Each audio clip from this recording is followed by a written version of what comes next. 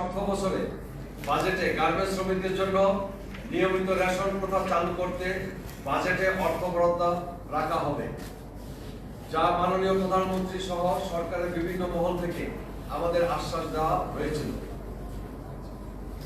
কিন্তু দুঃখের বিষয়, জাতীয় সংসদে গত 6 জুন 2024 তারিখে উত্থাপিত বাজেটে গার্মেন্টস শ্রমিকদের নিয়মিত রেশন প্রদানের জন্য কোনরূপ ব্যবস্থা, প্রস্তাবনা, অর্থ বরাদ্দ আমাদের চোখে পড়েনি। তাই আমরা দারুণভাবে মর্মাহত। তাই প্রস্তাবিত বাজেটে গার্মেন্টস শ্রমিকদের জন্য নিয়মিত রেশন প্রথা চালুর লক্ষ্যে 2024-25 অর্থ বছরের বাজেটে অর্থ বরাদ্দ রাখা সহ নিম্নলিখিত দাবিসমূহ উত্থাপন করছি। প্রিয় সাংবাদিক ভাই বোনেরা, আমাদের দাবিগুলো হচ্ছে: 1. গার্মেন্টস শ্রমিকদের জন্য নিয়মিত রেশন প্রদানের ব্যবস্থা নিশ্চিত করতে হবে। এই লক্ষ্যে 2024-25 অর্থ বছরে বাজেটে অর্থ বরাদ্দ রাখতে হবে। 2. ঈদুল আজহার পূর্বে বেতন, বোনাস, বকেয়া বেতন সহ সকল পাওনাদি যথাসময়ে পরিশোধ করতে হবে। 3. যে সকল কারখানায় ঘোষিত নিম্নতম মজুরি এখনো বাস্তবায়ন করা হয়নি, সে সকল কারখানায় অনতিবিলম্বে নিম্নতম মজুরি বাস্তবায়ন করতে হবে। 4.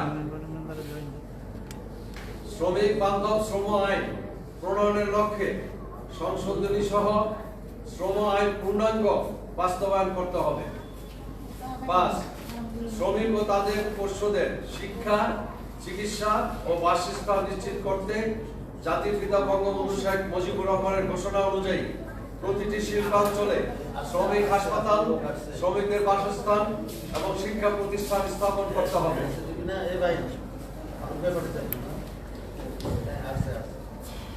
6. মজুরি আন্দোলনে নিহত শ্রমিকদের পরিবারকে ক্ষতিপূরণ ও পুনর্বাসন করতে হবে এবং শ্রমিক ও শ্রমিক নেতাদের বিরুদ্ধে দায়েরকৃত সকল মামলা প্রত্যাহার করতে হবে। এমত অবস্থায় আমরা আশা করি সরকার এবং সংশ্লিষ্ট সকলের উল্লেখিত দাবিসমূহ বাস্তবায়নে দ্রুত পদক্ষেপ নেবেন। অন্যথায় ঈদুল আজহার পরে আইবিসির পক্ষ থেকে উক্ত দাবিসমূহ আদায়ের জন্য ব্যাপক আন্দোলনের কর্মসূচি ঘোষণা করা হবে। প্রিয় সাংবাদিক ভাই বোনেরা, এতক্ষণ ধৈর্য ধরে আমাদের বক্তব্য শোনার জন্য আপনাদেরকে আন্তরিক ধন্যবাদ ও কৃতজ্ঞতা জানাচ্ছি এবং আপনাদের আন্তরিক সহযোগিতা কামনা করছি। আল্লাহ হাফেজ। ধন্যবাদ আনতে মোহাম্মদ শহীদুল্লাহ বাদল, সাধারণ সম্পাদক, ইন্ডাস্ট্রিয়াল বাংলাদেশ কাউন্সিল।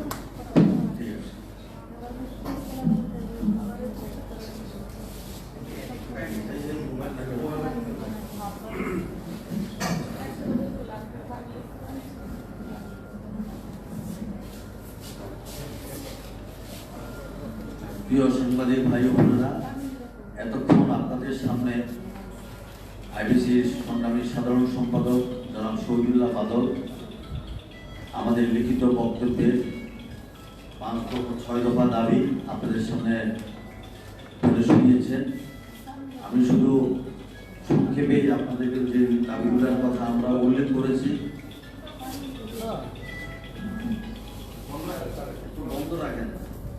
আমরা যে 6 দফা দাবিগুলো আমি শুধু আপনাদের কাছে সংক্ষিপ্ত আকারে বলতে চাই। সেটা হলো এই যে গার্মেন্টস শ্রমিকদের জন্য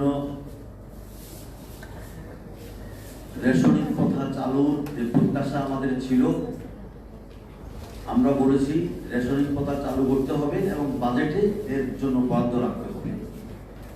এটা আমরা এই দাবির পক্ষে আমরা দীর্ঘদিন থেকে কথা বলে আসছিলাম, আমরা দীর্ঘদিন থেকে দাবি জানিয়ে আসছিলাম, কিন্তু মাননীয় প্রধানমন্ত্রীও আশ্বাস দিয়েছিলেন, সংশ্লিষ্ট অনেকেই আশ্বাস দিয়েছিলেন, কিন্তু এটা এখন পর্যন্ত বাস্তবায়ন হয় নাই বিদায়, এবং বাজেটেও কোনো প্রতিষ্ঠান রাখে না বিদায় আমরা আগামীতে ঈদের পরে কর্মসূচি দিতে বাধ্য হব। দ্বিতীয়, আপনারা জানেন যে ঈদের আগেই অনেক কারখানায় বেতন, বোনাস, বকেয়া ইত্যাদি দেয় না। আমরা দাবি জানাচ্ছি ঈদের আগেই যেন সকলের বেতন, বোনাস এবং বকেয়া বেতন যেন পরিশোধ করে। এরপরে আমরা বলেছি যেই সকল কারখানায় এখনো মজুরি কমিশনের রোয়েদাদ বা মজুরি ঘোষিত মজুরি বাস্তবায়ন করা হয় নাই, সেই সকল কারখানায় যেন অনতিবিলম্বে ন্যূনতম মজুরি বাস্তবায়ন করে, সেটা আমরা বলেছি। আমরা বলেছি যে আপনারা জানেন শ্রম আইনে অনেকগুলা গ্রেডও আছে, কালো আইনে আছে। আমরা বলেছি এগুলা সংশোধন করে শ্রমিক বান্ধব শ্রম আইন প্রণয়ন করে এবং পূর্ণাঙ্গ শ্রম আইন যেন বাস্তবায়ন করে, সেই জন্য আমরা দাবি জানিয়েছি। আমরা বলেছি, যেটা আপনারাও জানেন, যে বঙ্গবন্ধু স্বাধীনের পরেই ঘোষণা দিয়েছিলেন যে প্রত্যেক শিল্প অঞ্চলে একটা করে হাসপাতাল এবং ছেলে মেয়েদের লেখাপড়ার জন্য স্কুল প্রতিষ্ঠা করবে, এবং সেই লক্ষ্যে আপনারা জানেন তখনই বঙ্গবন্ধু জীবিত থাকতে তিনি অনেক এলাকায় সেটা করেছিলেন, যেমন তেজগাঁয় মনুমিয়া হাই স্কুল, তেজগাঁয় হসপিটাল, তারপরে বোদনাইল হসপিটাল, স্কুল, এরকম অনেক জায়গায় তিনি করেছেন।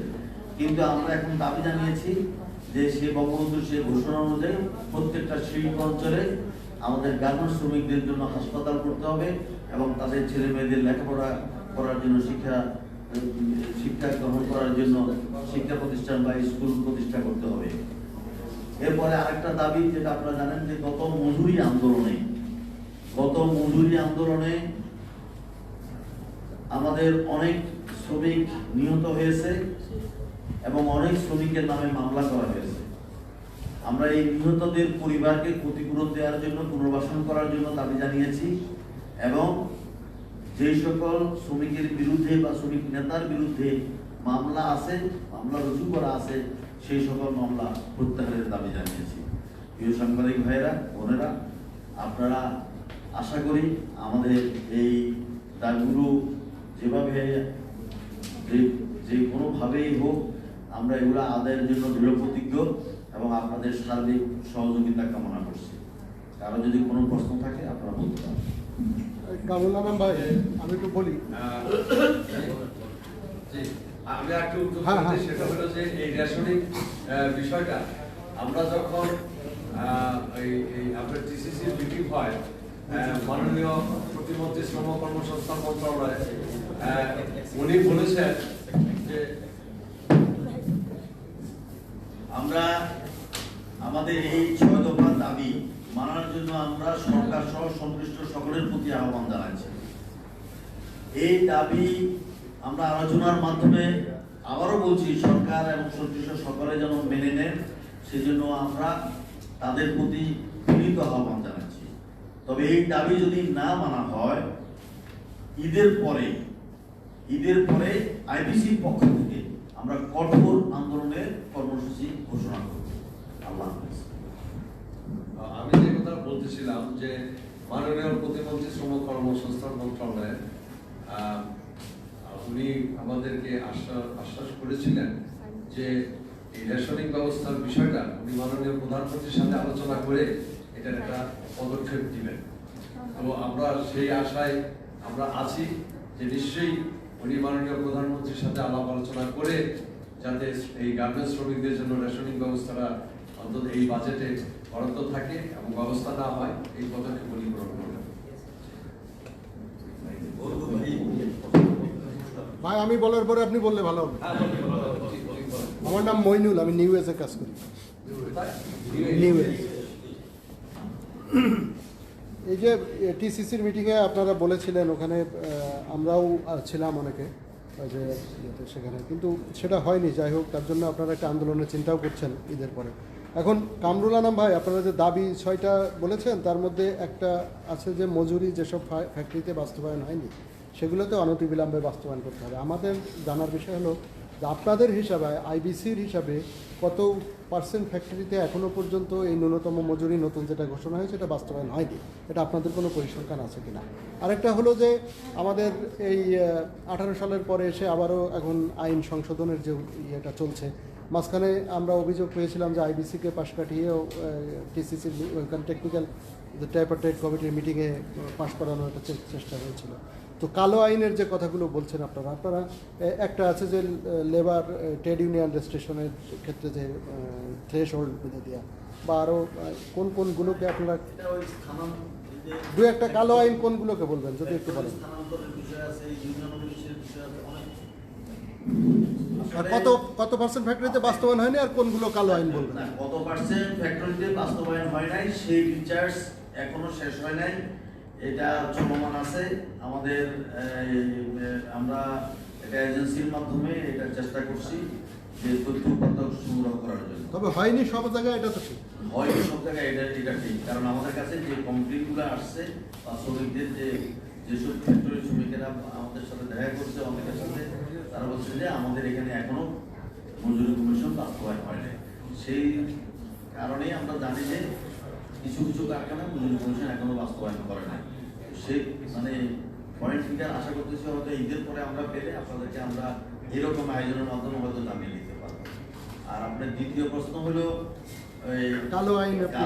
কালো আইন আপনি জানেন যে আমাদের শ্রম আইনে অনেকগুলা আছে যে একেবারেই ট্রেড ইউনিয়নের বিপক্ষে। যেমন একটা সংশোধনীতে যাচ্ছে কিন্তু তারপরও নাই মামা আছে কানা মামা, সেটা হলো আপনারা জানেন যে আমরা সবসময় দাবি জানিয়ে আসছিলাম যে আইলো কনভেনশন 8798 অনুযায়ী যেন আমরা ট্রেড করতে পারি। সেখানে আবার শর্ত কিসের? এই শর্ত তো জড়িয়ে দিয়েছিলেন জিয়াউর রহমান। আমরা আবার কেন সেই শর্তের ভিতরেই কেন থাকবো? আমরা যদি গণতান্ত্রিক সরকার বলি, আমরা যদি শ্রমিক বান্ধব সরকার বলি, তাহলে এত শর্ত কেন? সেই জায়গাটাতে আমরা বলেছিলাম যে কোনো রকমের পার্সেন্টেজ থাকবে না, আমরা শ্রমিকেরা সংগঠিত হলেই ইউনিয়ন যেন করতে পারে। যাই হোক, সেটা আপনারা জানেন যে 30% ছিল, এরপরে 20%, এখন এটা 15% পড়তেছে। তো ধাপে ধাপে এখন আমাদের আইনমন্ত্রী মহোদয় বলেছেন যে একসাথে তো সম্ভব না, ধাপে ধাপে আমরা এটা কমিয়ে আনার চেষ্টা করতেছি এবং কমিয়ে আনছি। এইটা একটা ধরনের আমাদের জন্য, এটা আপনারা জানেন যে আমাদের বিরোধী দাবি।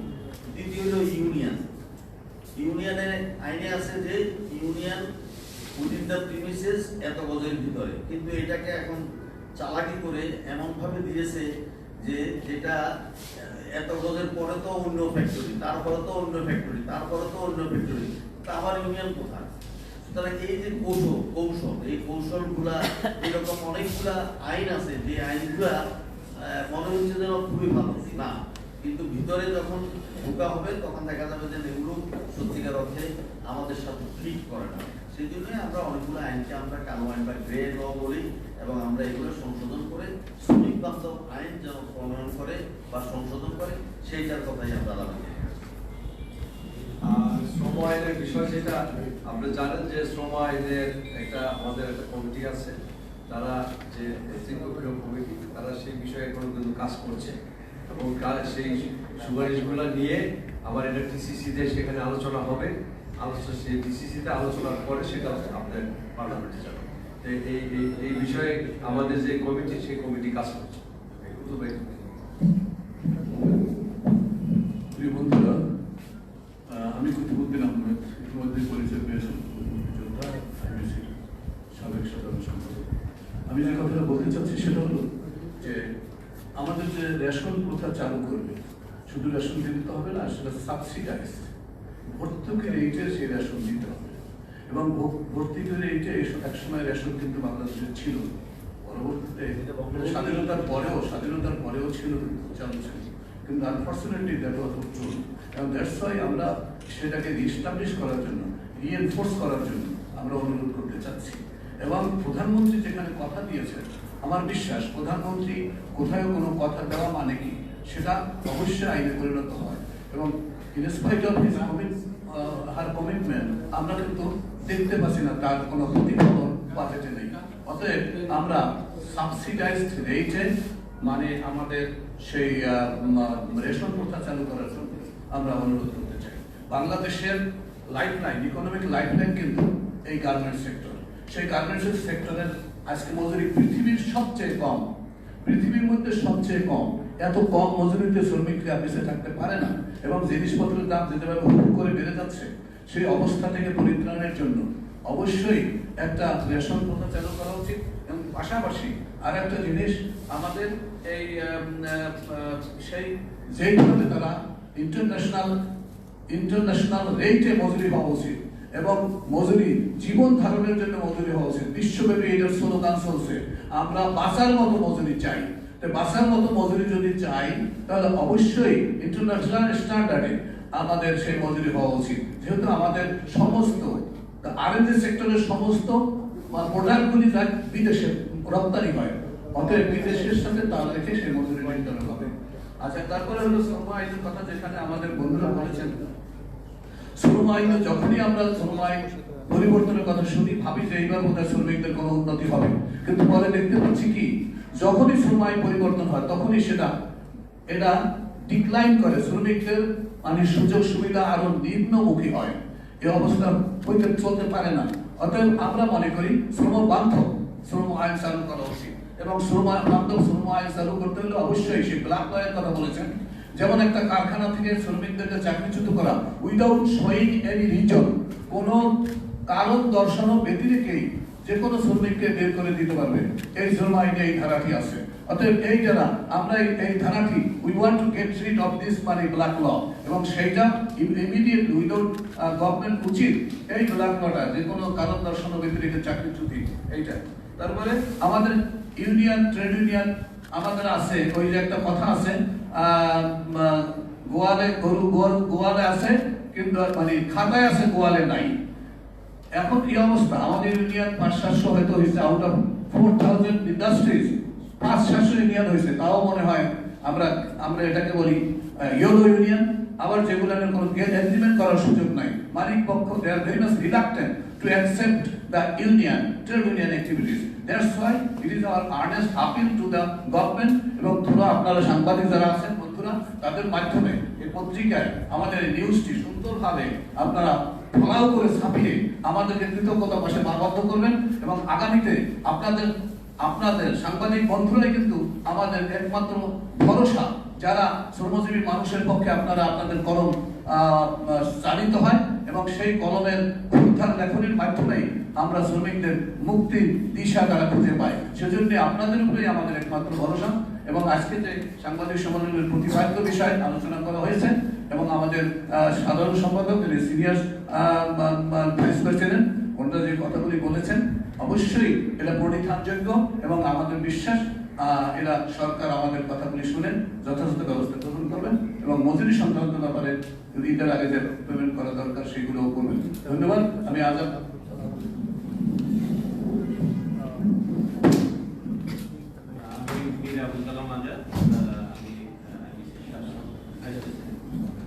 আমি একটা বিষয়ে একটু কথা বলবো, শ্রম আইনের আমরা একটাই প্রশ্ন করেছি।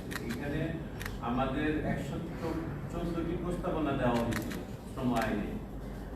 এটা আমাদের আইডিসি, এনসিসিডব্লিউ, স্কপ সহ 114টি প্রস্তাবনা দেওয়া হয়েছিল। সেখান থেকে মাত্র 26টি, তার মধ্যে 4টি মানে একটা একটার সাথে ইয়ে করে একই সেটা থেকে যদি আমরা বাছাই করি, তাতে আমাদের 22টি আইন আসলে আমলে নেওয়া হয়েছে।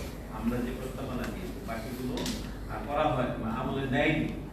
আমরা গত ডিসিসি মিটিংয়ে সেটা উত্থাপন করেছি, বা আমাদের নেতৃবৃন্দ যারা ছিল তারা উত্থাপন করেছে, এবং তারা আমাদের বাকি যে আইনগুলা আমরা ইনক্লুড করার চেষ্টা করছি, তারা এটা মানে নেওয়ার জন্য আবেদন করেছে।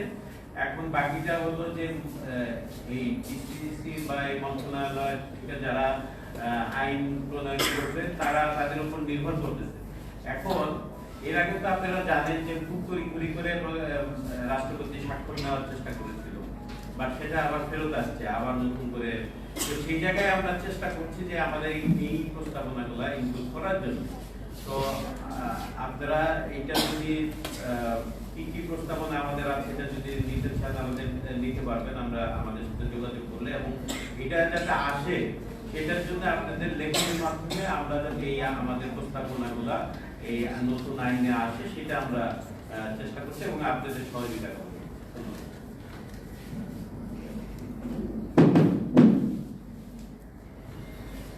ইতিমধ্যেই আমাদের নেতৃবৃন্দ হ্যাঁ কথা বলেছেন।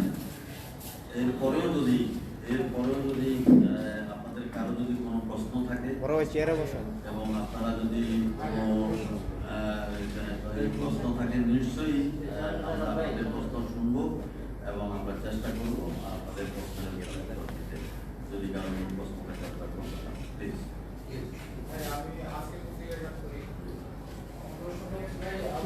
আসলে যে দাবি করা হচ্ছে এই দুইটা দাবি, একটা হচ্ছে নতুন যে মজুরিটা সেটা বাস্তবায়ন হয় না, আরেকটা বিষয় হচ্ছে রেশন মজুরি চাল। এই দুইটা দাবি নিয়ে দীর্ঘদিন যাবত কি হচ্ছে আপনারা বিভিন্ন সময় আন্দোলন করছেন, অনেকদিন ধরে এই দাবিগুলো যে শ্রমিক সংগঠনগুলো আছে তারা হচ্ছে করে আসছে। আমার প্রশ্নটা হচ্ছে যে এই দাবিগুলো আসলে বাস্তবায়ন কি কারণে হচ্ছে, এই দাবিগুলো বাস্তবায়নের ক্ষেত্রে প্রধান প্রতিবন্ধকতাগুলো আসলে কি বলে আপনারা মনে করেন?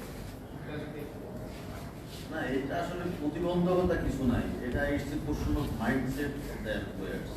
এটা প্রতিবন্ধকতা কোথাও নাই, কেউ তাদেরকে নাও করে না এবং কেউ তাদেরকে বলে না যে এইটা দাবি মানা যাবে না, মজুরি কমিশনের ওয়েদার বাস্তবায়ন করা যাবে না, মজুরি বাস্তবায়ন করা যাবে না, কেউ এইটুকু তাদেরকে বলে না। এবং এরকমের বলার মতো সারা পৃথিবীতে একজন লোকও খুঁজে পাবেন না। কিন্তু এটা হলো মালিকদের মাইন্ডসেট, যে কতক্ষণ এটাকে ঠেকায় রাখা যায়, এই সুবিধা থেকে বঞ্চিত করে রাখা যায়, এটা হলো তাদের মানে মনস্তাত্ত্বিক, এটা তাদের মাইন্ডসেটে এইরকম যে দেখি না কতদিন ঠেকায় রাখা যায়, তারপরে যদি বেশি প্রেশার আসে তখন বাস্তবায়ন করবো, এই রকমের একটা তাদের মনোবৃত্তি আছে আর কি, এই কেউ ঠেকায় রাখে না। আর যেটার কথা বলছেন আপনি রেশনের ব্যাপার, এটা আপনারা ভালোভাবে জানেন। আমি একটু স্মরণ করে দিতে চাই আপনাদেরকে, যারা বয়োজ্যেষ্ঠ আছে তারা জানেন, দেশ স্বাধীনের পর বঙ্গবন্ধু রেশনের কথা চালু করেছিলেন। দেশ স্বাধীনের পর বঙ্গবন্ধু কসকর আপনাদের নাম মনে আছে কিনা, ন্যায্য মূল্যে সকল দ্রব্যাদি শ্রমিকরা নিতে পারবে, কসকর চালু করেছিলেন। হ্যাঁ, যাই হোক, কসকর বলতাম আমরা এই কসকর থেকে আমি নিজেও প্রোডাক্ট কিনেছি। এই কসকর চালু করেছিল। তো দেখেন আজকে সেই সময় আমি আপনাদেরকে বলেছি যে আমাদের বঙ্গবন্ধু দেশ স্বাধীনের পরে অনেকগুলো পদক্ষেপ নিয়েছিলেন, তার ভিতরে এই পদক্ষেপগুলো ছিল। তারপরে মজুরি মুনাফার 2.5% শ্রমিকেরা পাবে, এই ঘোষণা বঙ্গবন্ধুর ছিল। তারপরে সকল শিল্প কলকারখানা এলাকায় শিল্প অঞ্চলে ওই যে বললাম স্কুল এবং হাসপাতাল করার ঘোষণা, এটা বঙ্গবন্ধুর ছিল। বঙ্গবন্ধু রাষ্ট্রায়ত্ত কলকারখানা করেছিলেন, এগুলো ছিল। কিন্তু ধাপে ধাপে দিনে দিনে এগুলা বাদ দেওয়া হয়েছে এবং চেষ্টা করা হচ্ছে কিভাবে আরো বাদ দেওয়া যায়, এইসব বিষয়গুলো আছে।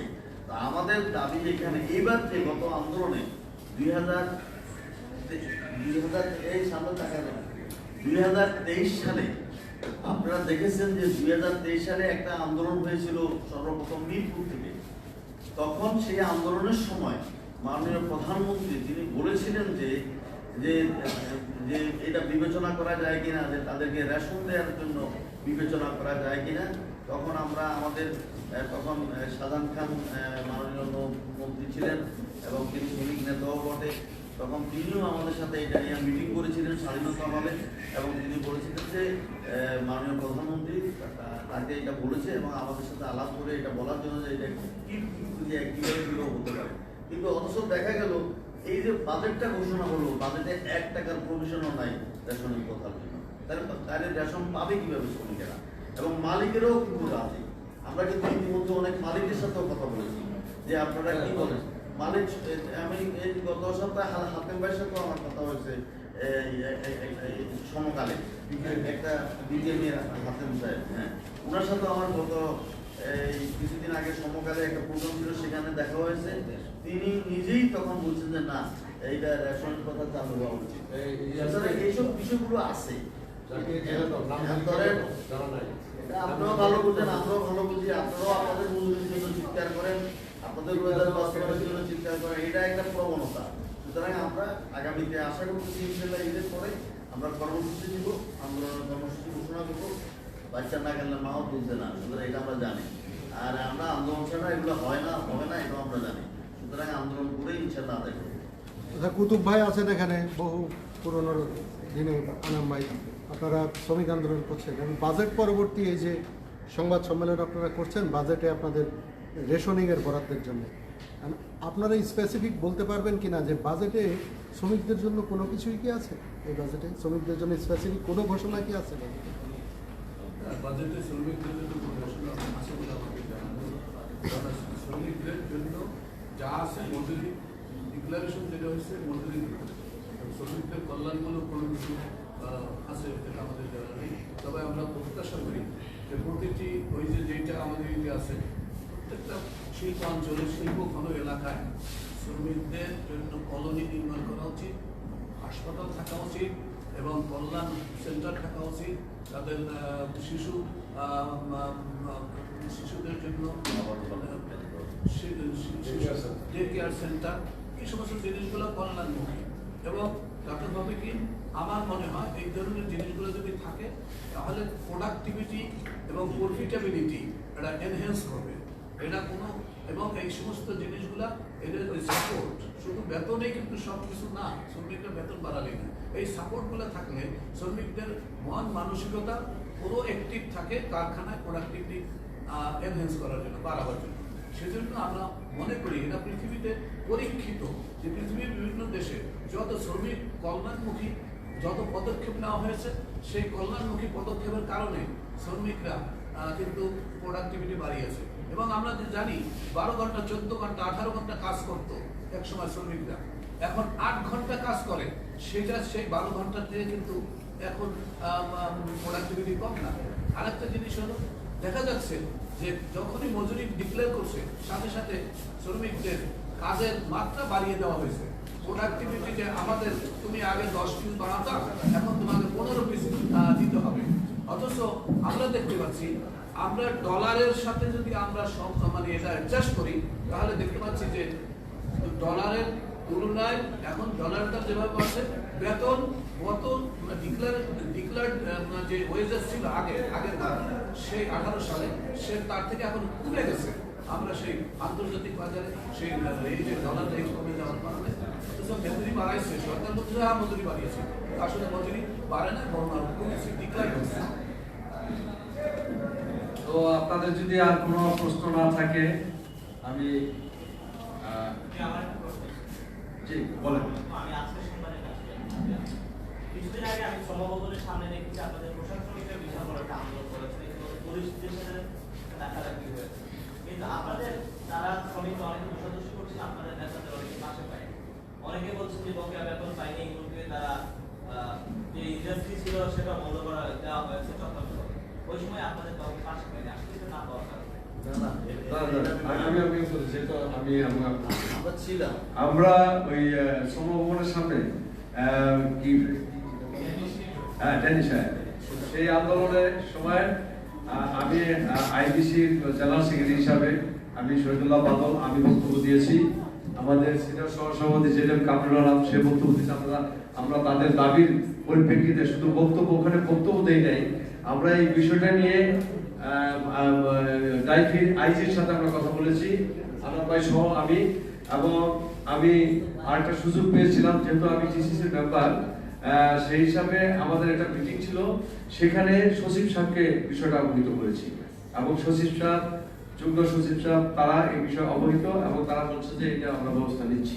তো আমরা কিভাবে পাশে নেই আমরা ছিলাম এবং সর্বোচ্চ যেখানে যেখানে বলা দরকার আমরা এই বিষয়টা সেখানে তুলে ধরেছি। শুধু এইটা না, আমাদের আরেকটা অবন্তি গার্মেন্টসের যেটা নারায়ণগঞ্জে একটা আন্দোলন হয়েছিল সেই বিষয় নিয়ে আমি শ্রম সচিবের সাথে কথা বলেছি এবং ডিআইজি আইজির সাথে কথা বলেছি। পরবর্তীতে আমরা যখন এই যে টিসিসির মিটিং হলো তখন মাননীয় প্রতিমন্ত্রী সাহেব ছিলেন, তার নলেজ আমরা দিয়েছি বিষয়টা, এবং সে বলেছে একটা কথা যে ঈদের পূর্বে কখনোই শ্রমিকদের ছাঁটাই করা যাবে না, এটা কিন্তু সে জোরালো ভাব বলছে, এবং শুধু নট অনলি দ্যাট, সে বলেছে আইনে থাকলেও ঈদের পূর্বে এবং ঈদের পরবর্তী যখন আসবে এই সময়ের মধ্যে আইনে থাকলেও কোনো শ্রমিককে ছাঁটাই করা যাবে না। এই কথাটা মাননীয় শ্রম প্রতিমন্ত্রী খুব জোর দিয়ে উনি বলেছেন, এবং সেটা আমাদের যে মাইনরস, সেই মাইনরসেও আসে, যে আমাদের মিটিং এর মাইনরস।